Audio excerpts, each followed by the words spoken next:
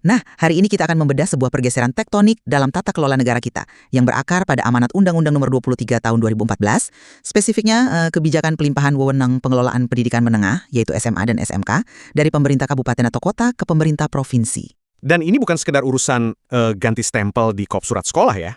Ini adalah perombakan yang benar-benar menyentuh nasib jutaan siswa, guru, dan tentunya aset triliunan rupiah. Ya, sangat masif dampaknya. Pertanyaan sentral yang kita navigasikan hari ini adalah, apakah sentralisasi pengelolaan di tingkat provinsi ini merupakan langkah esensial untuk menciptakan standarisasi dan pemerataan kualitas pendidikan? Ataukah kebijakan ini justru memicu kerumitan birokrasi baru dan mematikan inovasi daerah yang sudah progresif? Saya mengambil posisi mendukung kebijakan ini. Oke, bagi saya, memindahkan wewenang pendidikan menengah ke provinsi adalah langkah struktural yang rasional. Ini agar pemerintah kabupaten dan kota bisa fokus penuh membenahi pendidikan dasar, PAUD, hingga SMP. Sementara, ya provinsi bertugas meratakan kualitas SMA di wilayah makronya. Sementara saya mengambil posisi yang sangat berseberangan di sini. Kita tidak bisa merumuskan kebijakan publik hanya bermodalkan teori rapi di atas kertas. Realita di lapangannya itu jauh lebih berdarah-darah. Berdarah-darah bagaimana maksudnya? Iya, penarikan wewenang ini justru menjauhkan pelayanan publik dari masyarakat. Alih-alih efisiensi yang terjadi malah kerumitan transfer aset, birokrasi yang memanjang, dan yang paling fatal menurut saya terhapusnya kebijakan pendidikan gratis yang sudah dirintis mandiri oleh banyak pemerintah daerah tingkat 2. Oke, mari kita mulai dari mengapa undang-undang ini lahir. Dalam ilmu tata negara, pembagian urusan pemerintahan itu kan harus dilandasi kriteria eksternalitas dan efisiensi. Gini loh, lulusan SD atau SMP biasanya akan melanjutkan sekolah di kota yang sama kan? Umumnya begitu ya. Tapi lulusan SMA dan SMK, mereka punya mobilitas yang sangat tinggi. Mereka menyeberang ke kota lain, mencari kerja lintas kabupaten. Jadi, dampak dari kualitas seorang lulusan SMK itu dirasakan dalam skala makro, skala provinsi. Karena itu, sangat rasional jika pengelolaannya ditarik sekalian ke tingkat provinsi. Saya paham, logika eksternalitas itu memang masuk akal secara teori. Tapi prakteknya? Ya, mari kita lihat bagaimana efisiensi yang Anda bicarakan itu berbenturan keras dengan realitas kapasitas fiskal. Anda bicara soal meratakan kualitas, tapi standarisasi yang terjadi di lapangan justru standarisasi ke bawah.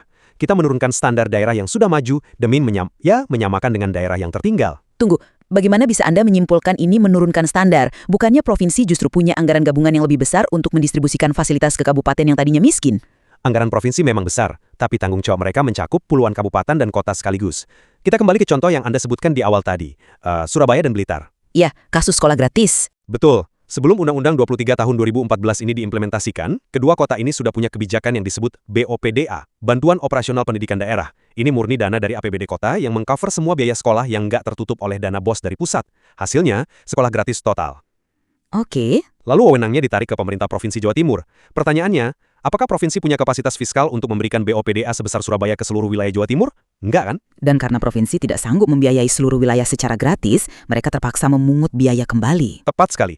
Keluar surat edaran gubernur yang secara resmi menetapkan kembali kewajiban bayar SPP. Angkanya nggak main-main, sekitar 2,4 juta rupiah per tahun untuk SMA dan bisa sampai 3,2 juta rupiah per tahun untuk SMK teknik. Kebijakan ini secara literal telah merampas hak warga Surabaya dan Blitar yang sistemnya sudah mapan. Saya mengerti kekecewaan warganya. Iya kan? Kita mengorbankan sebuah sistem pelopor yang luar biasa demi sebuah utopia penyeragaman. Pertanyaan saya sederhana, apakah adil merusak sistem yang sudah berfungsi sempurna di satu kota, hanya karena kota lain di provinsi itu belum mampu melakukan hal yang sama? Saya melihat arah pemikiran Anda, tapi coba kita mundur sedikit dan melihat ini dari perspektif keadilan ruang yang lebih luas. Sebelum aturan ini ada, hak konstitusional seorang anak untuk mendapat fasilitas pendidikan yang layak itu murni seperti undian nasib. Undian nasib gimana? Bergantung pada seberapa besar PAD, pendapatan asli daerah, bupatinya. Anak di Surabaya menikmati laboratorium lengkap, sementara anak di kabupaten tetangga yang miskin bahkan atap kelasnya bocor. Dan guru honorernya mungkin cuma dibayar 300.000 per bulan. Ya bukan dengan membuat anak di Surabaya ikut merasakan kesulitan bayar sekolah juga kan? Tentu bukan itu niat awalnya. Gini, bayangkan pembangunan pendidikan di sebuah provinsi itu seperti konvoi armada kapal laut. Konvoi ini nggak bisa dikatakan sukses kalau cuma 1 atau 2 kapal cepat seperti Surabaya atau Blitar tadi, yang melaju sendirian sampai ke tujuan, sementara kapal-kapal kayu dari kabupaten miskin dibiarkan tenggelam di belakang. Analogi konvoi yang puitis. Ya, undang-undang ini intinya memaksa kapal cepat tersebut untuk sedikit melambat, membagi bahan bakarnya ke dalam satu tangki besar milik provinsi, agar seluruh armada di Jawa Timur bisa berlayar dan sampai ke tujuan bersama-sama. Memang ada masa transisi di mana warga kota kaya harus kembali berkontribusi. Berkontribusi dengan paksa, lebih tepatnya. Tapi di saat yang sama, subsidi silang dari provinsi ini mulai memperbaiki sekolah-sekolah di pelosok. Sekolah yang selama puluhan tahun dianaktirikan oleh bupatinya sendiri karena APBD mereka habis untuk belanja birokrasi. Keadilan untuk seluruh wilayah provinsi itu jauh lebih krusial ketimbang membiarkan hak istimewa terkunci di balik KTP kota-kota metropolitan. Oke, kalau kita mau bicara soal kapal dan wilayah yang luas, mari kita bawa narasi keadilan tata ruang ini ke geografi yang sesungguhnya. Keadilan di atas kertas seringkali hancur lebur ketika dihadapkan pada kontur geografis Indonesia. Maksudnya soal jarak antar daerah. Betul. Anda bicara soal efisiensi makro, mari kita uji efisiensi itu di Provinsi Bengkulu, misalnya. Silahkan, apa yang spesifik terjadi di Bengkulu? Jarak dari Kabupaten Mukomuko ke pusat pemerintahan provinsi di kota Bengkulu itu mencapai 250 km. Wow, 250 km. Iya, dan waktu tempuhnya bisa 7 jam perjalanan darat melewati pegunungan dan hutan. Ketika wewenang sekolah menengah dipusatkan ke provinsi, urusan administrasi guru kan juga ikut pindah. Bagi yang tidak familiar, hidup seorang guru negeri itu sangat dipenuhi urusan administratif. Pencairan sertifikasi, dana BOS, dan semacamnya ya. Tepat, pengurusan SK kenaikan pangkat, sampai pencairan dana BOS yang menjadi urat nadi harian operasional sekolah. Dulu, guru di Mukomuko cukup berkendara setengah jam ke ibu kota kabupaten terdekat. Dan Anda melihat sentralisasi ini memutus akses mereka sama sekali. Sangat memutus. Sekarang, mereka harus meninggalkan ruang kelas, meninggalkan murid-muridnya, menghabiskan uang transportasi yang setara dengan separuh gaji honorer mereka hanya untuk mengejar tanda tangan basah di gedung Dinas Pendidikan Provinsi di Kosta Bengkulu. Ini bukan sekedar tidak efisien. Ini adalah pelanggaran fatal terhadap prinsip dasar desentralisasi, yaitu mendekatkan pelayanan kepada masyarakat. Tunggu dulu. Saya sama sekali tidak memungkiri bahwa topografi Indonesia adalah tantangan yang masif. 250 km di Bengkulu atau perjalanan membelah kepulauan di Maluku itu realita keras. Tapi, sistem sentralisasi ini kan tidak dirancang dengan asumsi semua guru harus datang fisik ke ibu kota provinsi. Prakteknya mereka tetap harus datang. Inilah mengapa Undang-Undang mengamanatkan pembentukan unit pelaksana teknis, namanya Cabang Dinas Pendidikan di wilayah rayon kabupaten atau kota. Cabang dinas ini seringkali cuma sekedar papan nama di lapangan. Tidak, secara mekanisme, cabang dinas ini adalah kepanjangan tangan langsung dari gubernur. Misalnya di Maros atau di pelosok Jawa Timur, cabang dinas didirikan tepat untuk memotong jarak tempuh tersebut. Guru cukup datang ke cabang dinas terdekat. Ditambah lagi, kita kan sedang bergerak masif menuju digitalisasi tata kelola ASN. Digitalisasi belum rata. Betul, tapi pengurusan pangkat dan sertifikasi sekarang didorong melalui aplikasi terintegrasi. Fakta bahwa di tahun-tahun pertama ada guru yang harus berkendara 7 jam, itu murni kendala operasional di masa transisi. Itu bukan cacat konseptual dari undang-undangnya sendiri. Begitu cabang dinas beroperasi penuh, ya masalah geografi ini selesai. Masalahnya, mendelegasikan wewenang itu tidak semudah memencet tombol copy-paste di komputer. Anda menyebut cabang dinas sebagai solusi, tapi kenyataannya, mereka seringkali hanya menjadi kotak pos raksasa. Kotak pos bagaimana? Guru menyerahkan berkas ke cabang dinas, lalu pegawai cabang dinas yang secara fisik membawanya ke provinsi. Kenapa? Karena kewenangan absolut penandatanganan SK pencairan dana BOS tetap berada di meja kepala dinas provinsi atau gubernurnya langsung. Waktu tunggunya tetap sama lamanya, bahkan lebih birokratis karena ada tambahan satu meja lagi yang harus dilewati. Iya, tentu butuh penyesuaian otoritas. Itu wajar dalam birokrasi. Tapi mari kita bahas mengapa kita repot-repot menarik wewenang administrasi guru ini ke provinsi sejak awal. Ada satu keuntungan fundamental yang kabupaten tidak akan pernah miliki. Keuntungan apa itu? Mobilitas sumber daya manusia lintas batas. Maksud Anda rotasi guru? Betul, ketika wewenang ada di tangan bupati, seorang guru fisika yang sangat brilian, atau kepala sekolah berprestasi akan selamanya terkurung di wilayah kabupaten tersebut. Bahkan seringkali mereka ini menumpuk di sekolah-sekolah unggulan di pusat kota kabupaten saja. Di bawah wewenang provinsi, gubernur punya peta yang jauh lebih luas. Mereka bisa mengambil kepala sekolah berprestasi dari pusat kota dan menugaskannya membenahi SMA di perbatasan antar kabupaten. Pemerataan kualitas manusia ini mustahil dilakukan jika kita masih disekat oleh otonomi tingkat 2. Kita bisa mendistribusikan tenaga pendidik elit ke titik-titik buta di penjuru provinsi. Teori merotasi guru unggulan itu memang terdengar brilian.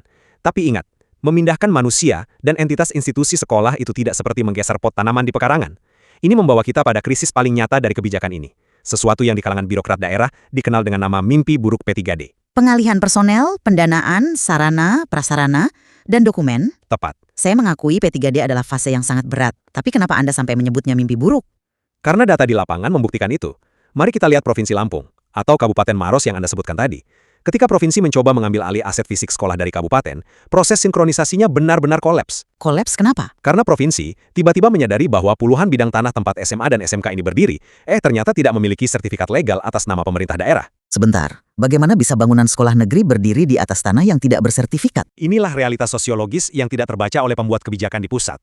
Banyak sekolah negeri di daerah, terutama yang dibangun di era 80-an atau 90-an, itu berdiri di atas tanah wakaf. Atau hibah dari tokoh masyarakat desa? Oh, tanpa dokumen resmi? Transaksinya saat itu mungkin cuma bermodal jabat tangan atau secarik kertas segel yang mencantumkan nama kepala desa sebagai perwakilan. Selama dikelola oleh kabupaten, hal ini nggak pernah meledak jadi konflik terbuka. Karena pejabat dinas pendidikan kabupaten tahu persis sejarah tanah tersebut. Mereka kenal ahli warisnya, ada pendekatan kultural di sana. Lalu ketika provinsi masuk mengambil alih, ketika birokrat provinsi yang berjarak ratusan kilometer mencoba mengambil alih aset tersebut untuk dicatat sebagai aset provinsi, ahli waris dari pemberi hibah protes keras.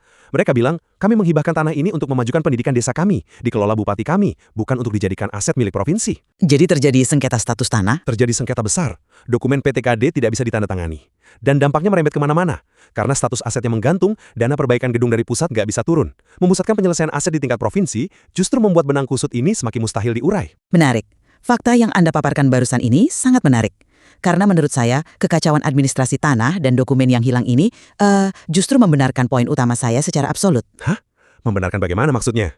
Bukankah ini bukti nyata proses sentralisasi itu cacat dan dipaksakan? Justru sebaliknya.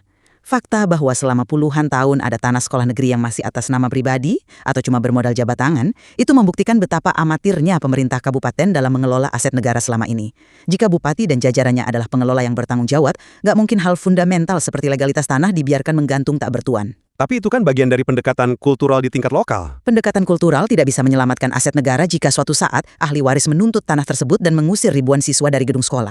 Penarikan wewenang ke provinsi ini memang membongkar kotak Pandora kebobrokan administrasi kabupaten. Menarik paksa tanpa persiapan matang. Rasa sakit dari proses PTD ini adalah rasa sakit karena pasien sedang dioperasi, bukan karena ada penyakit baru. Pengalihan ini secara paksa memicu audit besar-besaran terhadap triliunan aset pendidikan yang selama ini diabaikan. Ya memang ada sengketa, ya dokumen harus diurus ulang dari nol. Tapi setelah operasi bedah ini selesai, fondasi pendidikan kita akan berdiri di atas tanah dengan legalitas hukum yang kuat, bukan sekedar janji lisan masa lalu.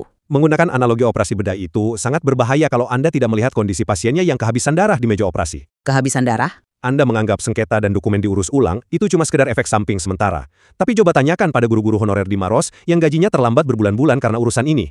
Atau sekolah yang listriknya terancam diputus karena pencairan dana operasionalnya tertahan akibat status SKPTD yang belum beres di provinsi.